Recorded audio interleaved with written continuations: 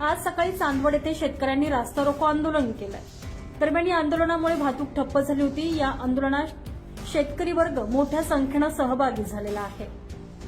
काळ रात आली तरी पडलंस पान, डोळ्यामंदी पाणी तरी गळ्यामंदी गाणं, याचा हात पाठीवर सोनियाची खान, शर्मेन नाही